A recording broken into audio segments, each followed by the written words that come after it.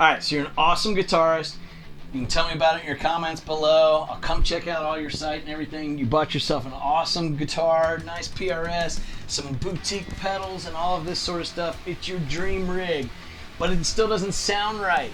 That's because I bet you bought your cables on Wish or Amazon or went cheap on their cables. Doesn't mean you have to spend a ton of money. We're going to prove that today, and we're going to show you best quality, best bang for the buck, and get you out on the road and in the studio sounding great.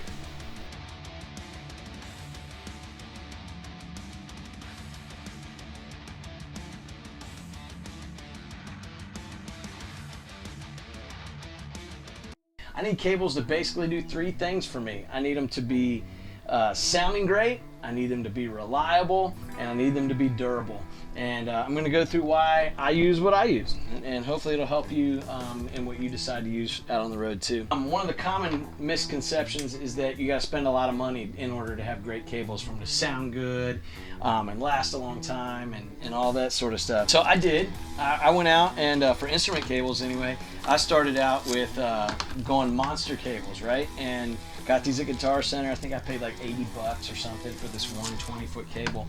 And while they sound great, and they do come with a lifetime warranty, and I've traded in a few at Guitar Center as they've gone bad, they have one thing that I absolutely can't stand and honestly can't use on the road, and that is cable memory.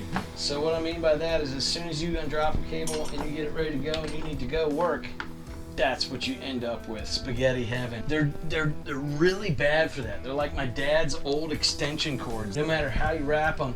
So while everybody else is busy getting on and off the stage, I'm gingerly wrapping these cables, you know, even in using the right technique. This is usually what I get.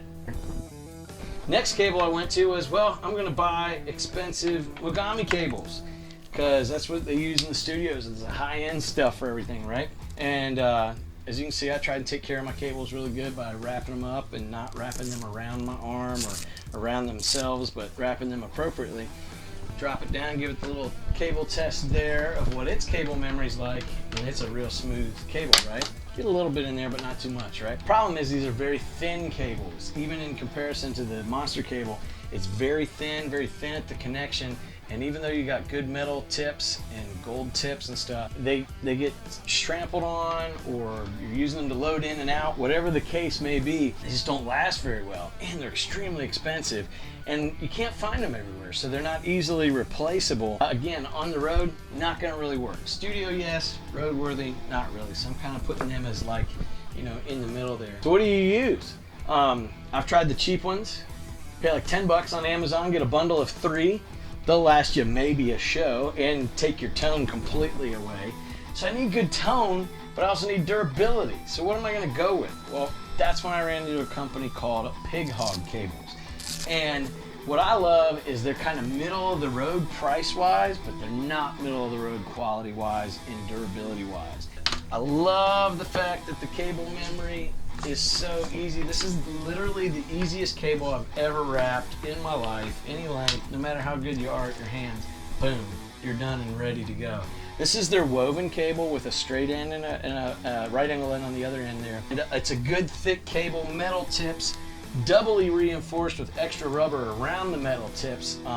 So this will hold up to anything. The woven cable looks great. This is mostly what I'll use if I'm on a smaller stage or doing an acoustic show and I want a good looking cable, as well as a cable that performs well, holds up well. I never have to wonder if it's gonna work. Also, if I forgot one or got left behind on a quick pack or something, Guitar Center, online, Amazon in 2 days, whatever, you can get these anywhere. So I love that factor as well. They make this super heavy duty cable that I use for the long tour runs, come in lots of different lengths and stuff, but they're an 8mm thick, super rubberized cable.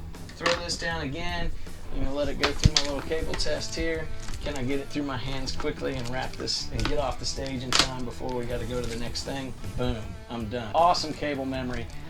This is the most convenient cable I've ever used, and it sounds just as good as any of the high-end ones. So love that. Get you some of that Pighog instrument cable. All right, next guys, we're going to talk to you about mic cables. They're equally as important. Got a couple different examples to show you here. This is one of these no-namer cables. I have no idea, it doesn't even have it marked on there what it is. A couple things that happen when you get into the no-name cables. You get bad coil memory and recall, you get bends like that every so often throughout the cable. It did not happen because of me, I don't think, but it's because this thing has bad cable memory. The other thing is, I got plastic jackets here. It can come unscrewed on its own. It is not high quality wire throughout. There's nothing here to protect these ends. It's directly in there, and basically, and this is plastic too. It's plastic needs metal. This is not gonna last. It might get me through a show. It might get me through something. I'm also not going to get the great sound quality out of it because all of its components are just really cheap. Will it connect a microphone technically? Yeah, but will you end up with shorts and probably not having it be able to work on your next gig? That's probably what you're going to run into. For just literally a little bit more, you can go with a nice woven cable from Pighog right here that, again, I just like to show this because convenience is a big deal to me. I got to clean up fast on the road, and I need these cables to be able to, you know, wind up quickly and go with me. These things, they just, I love the fact that the cable memory on these is just nothing. It's like a perfect roll every time. So I really love that about the Pighog cables in particular. I already unscrewed this one for you, but because I wanted to show you they've got this protective jacket in here so that even if impact hits it, it's never really hitting right on the cable itself. Totally high-end components inside as far as the grade of cable that's there, and extra flex on this whole stem, both on the cap and the cable itself, all the way to the contact points. Even the woven part of the cable goes all the way up to the contact points. And then you drop this, and then you can put this back on.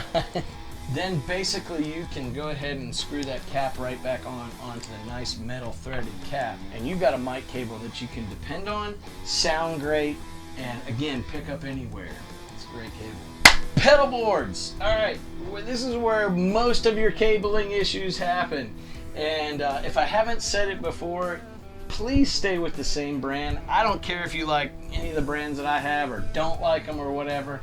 Do yourself a favor and be consistent in your brands of cable because they come from the same manufacturers. They're wrapping them the same, they're coiling them the same, they're connecting them the same. You are going to have nightmares if you buy this brand and that. Even if they're all high end, they're all done differently, and you don't really know where your tone is going to get affected or what your durability is going to be. Before I get to the big board, I want to talk to you about flyboards. This is something, I've got probably 4 different flyboards depending on where I'm at, because on tour with Locash, we may fly to one place, meet up with the bus at another, fly to another, and then have to get back to the studio to cut something there. So I've literally got 3 or 4 different flyboards that I'll go with, one main board.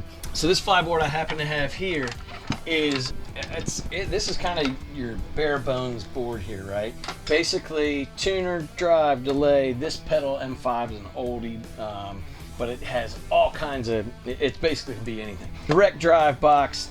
While we backline an amp and stuff, this can also be an amp if that amp's terrible or if that amp doesn't show up. This I can literally fly with and do pretty much anything that I need to do. So I thought I'd be real cute one day. I'm gonna be like, I saw these at checkout one day at Guitar Center, found these flat cables. There's a lot of different companies coming out with them.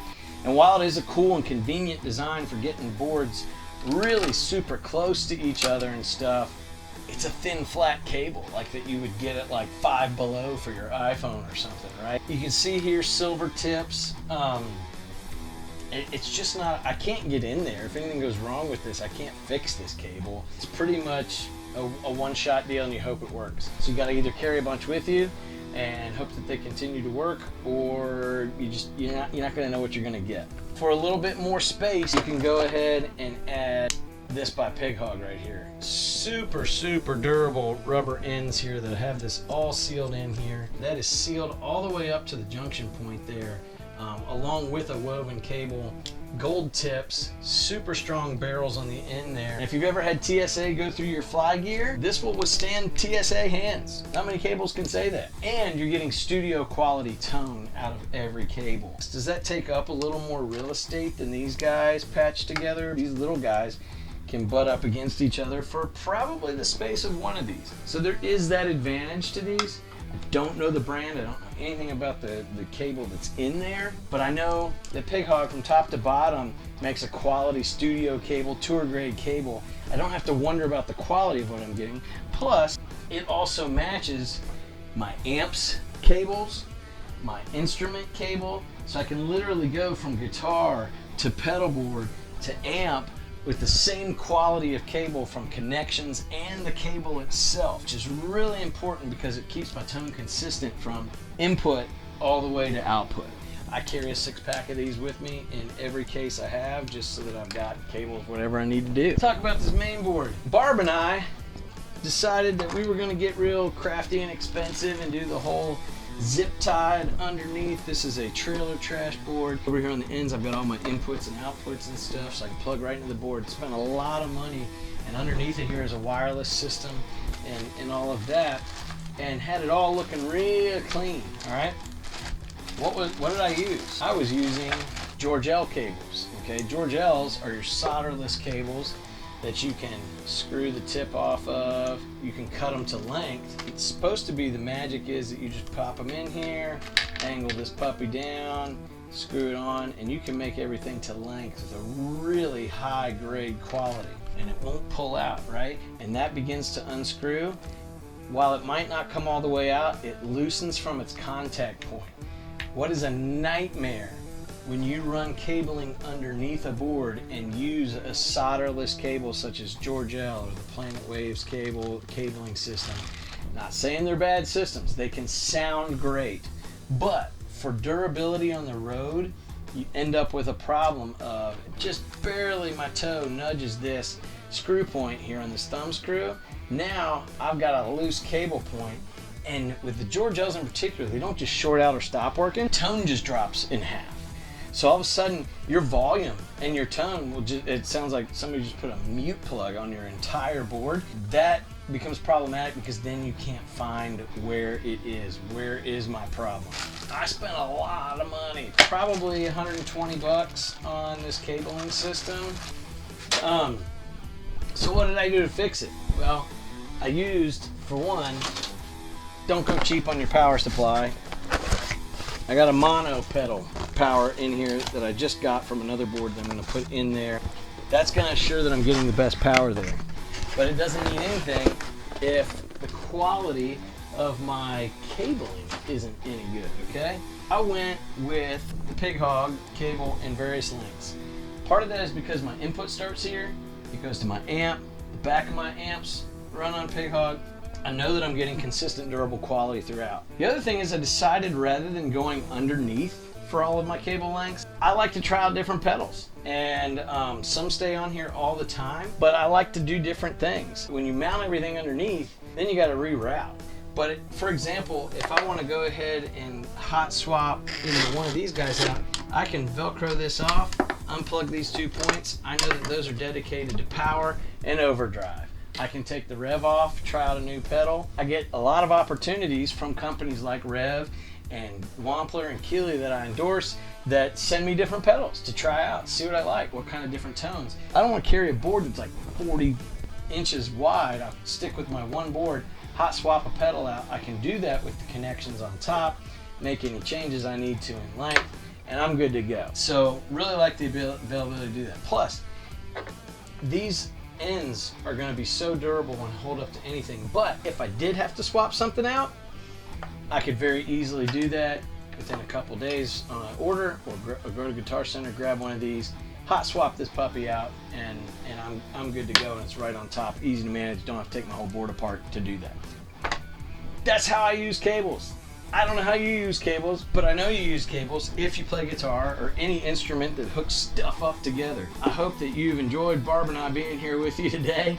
and that you will learn something from this. Go cable up, go rock it out, and send me some links to your stuff below. If you've enjoyed this, go ahead and make sure you subscribe and ring that bell. See you soon.